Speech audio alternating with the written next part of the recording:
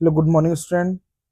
अब अपने पास जितने भी क्वेश्चन है 1C के लोगरिथमिक फंक्शन के आईसीए बुक वाले जितने भी क्वेश्चन है सारे क्वेश्चन करेंगे अपन स्टेप बाय स्टेप। और अपने पास अभी 1 to 7 क्वेश्चन है। 1 to 7 क्वेश्चन सोल्व करेंगे। उसके बाद जितने भी रिमेनिंग क्वेश्चन बचते हैं वो सारे अपन सोल्व करेंगे। ठीक है। अब क्वेश्चन नंबर फर्स्ट क्या दे रखा है आपको? दे रखा है log 6 प्लस log 5 और बता रहा है कि इसको किस में एक्सप्रेस करेंगे अपन। आपको पता ही है कि जब दो फंक्शन मल्टीप्लिकेशन में हो तो उनको एडिशन में लिख सकते हैं और एडिशन में हो तो मल्टीप्लिकेशन में लिख सकते हैं। तो यह क्या है? log m plus log n form है। तो आपको पता है कि log में दो function log m plus log n हो तो ये log m इंटू n हो जाता है। यही प्रॉपर्टी लगेगी तो ये हो जाएगा log 6 plus log 5 equal to log 6 into 5 equal to log, हाँ 6 5 जा 30। तो ये log 30 आ गया। अब सब आप समझ लो यहाँ पर बेस में कुछ नहीं है तो इसमें बेस आप 10 मान सकते हो। ठीक है। लेकिन कुछ नहीं लिखा है तो अपन कुछ भी नहीं लिखेंगे। इसमें कौन सा हो गया? आपका बी ऑप्शन करेक्ट हो गया और आपका आंसर है log 30। ठीक है, कंप्लीट करो। अब क्वेश्चन नंबर सेकंड करेंगे। क्वेश्चन नंबर सेकंड क्या है आपके पास? क्वेश्चन नंबर सेकंड है log base two 8 is equal to. तो बहुत आसान क्वेश्चन है, अपन ऐसा क्वेश्चन कर चुके हैं। ठीक है।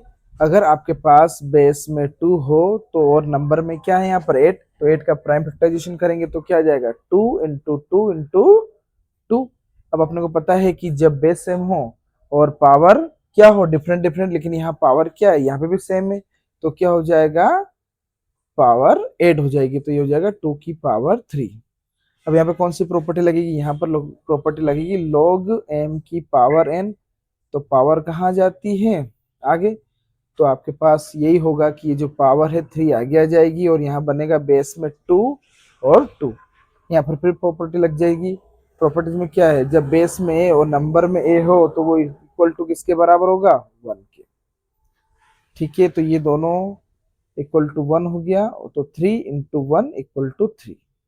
आपका आंसर 3 आ गया जो कि सी ऑप्शन है। नंबर थर्ड करेंगे। क्वेश्चन नंबर थर्ड है अपने पास log 32/4 इज इक्वल टू किसके इक्वल होगा? तो आप आसानी से समझ सकते हैं कि ये कौन सा पावर बन रहा है, कौन सा फॉर्म बन रहा है? log m upon n। जब log m अपॉन n होगा तो इसको लिख सकता हूं मैं log m minus log n। तो सेम कंडीशन इस क्वेश्चन में बनेगी। यहाँ पर आपके पास log 32/4 तो ये हो जाएगा equal to log 32 minus log 4। ठीक है। आपके पास कौन सा ऑप्शन हो गया? B option.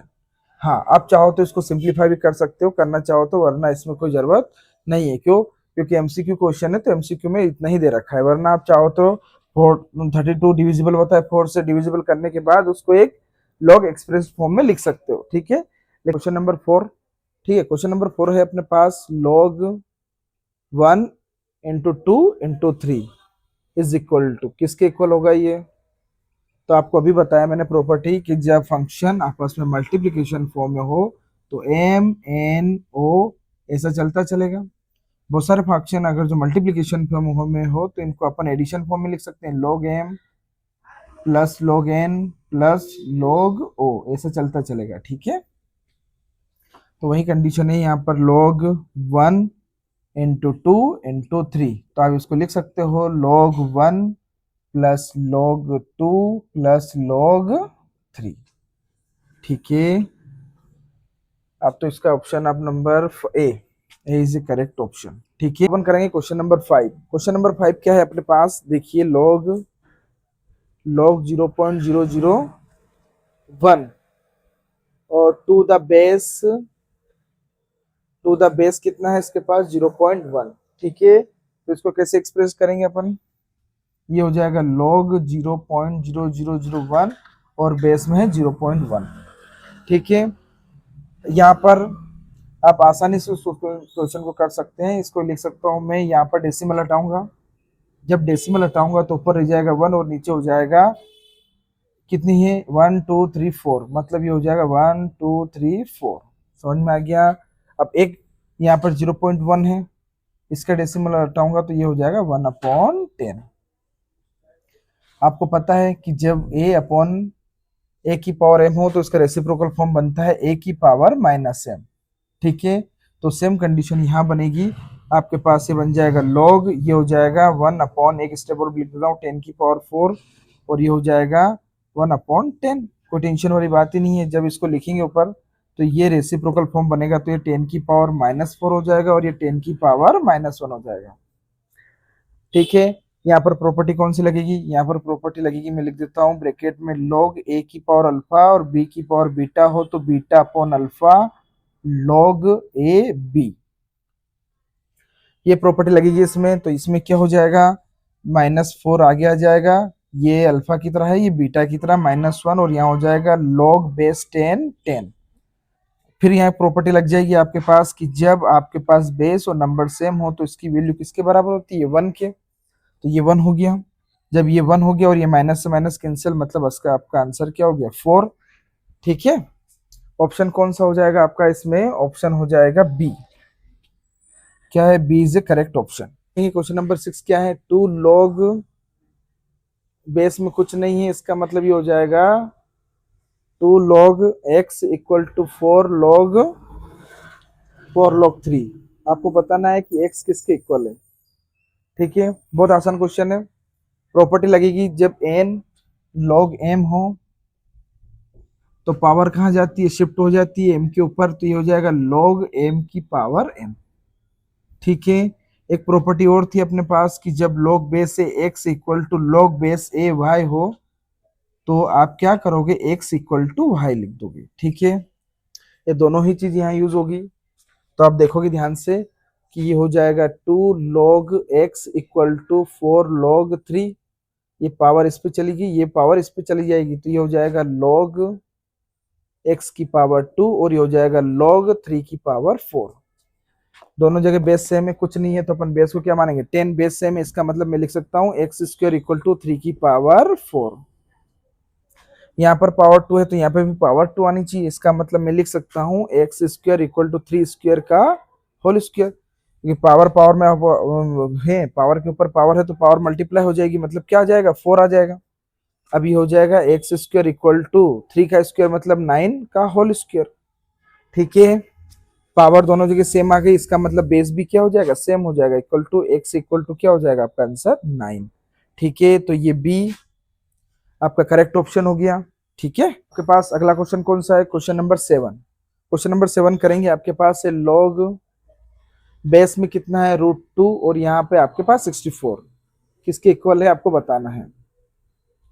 कुछ नहीं, सेम कॉन्सेप्ट लगेगा, यहाँ लिख दूंगा मैं।